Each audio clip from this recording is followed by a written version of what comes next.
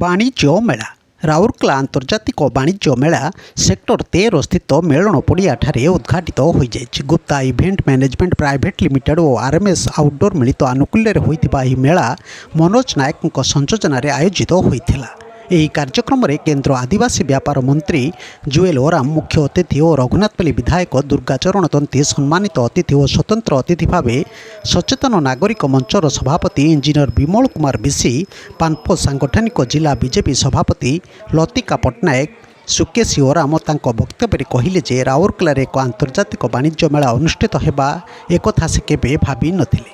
ଏହି ମେଳାରେ 8ଟି ଦେଶ ଓ ଭାରତର 17ଟି ରାଜ୍ୟର ବ୍ୟବସାୟୀମାନେ ଅଂଶଗ୍ରହଣ କରି ଏହି ମେଳାର ଗୁରୁତ୍ୱ ବଢ଼ାଇଛନ୍ତି। ଏହାକୁ ସହରବାସୀ ଆସିଲେ ନିଶ୍ଚୟ ସେମାନଙ୍କ ଜ୍ଞାନବର୍ଦ୍ଧନ ହେବ। ସମ୍ମାନିତ ଅତିଥି ଶ୍ରୀ ତନ୍ତୀ କହିଲେ ଯେ ରାଉରକେଲା ହେଉଛି ଜୀବନ ଓ ଜୀବିକାର ସହର, ଭାଇଚାରାର ସହର।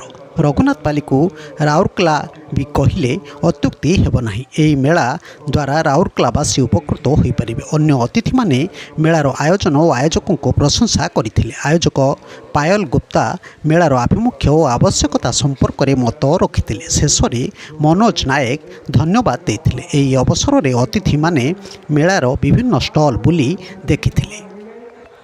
ବ୍ୟୁରୋ ନ୍ୟୁଜ୍ ଓଡ଼ିଶା କଥା ୟୁଟ୍ୟୁବ୍ ଚ୍ୟାନେଲଟିକୁ ଆପଣମାନେ ଦେଖୁଛନ୍ତି। ମତାମତ ଦିଅନ୍ତୁ, ଲାଇକ୍ କରନ୍ତୁ, ସବସ୍କ୍ରାଇବ୍ କରନ୍ତୁ ଓ ସେୟାର ମଧ୍ୟ କରନ୍ତୁ।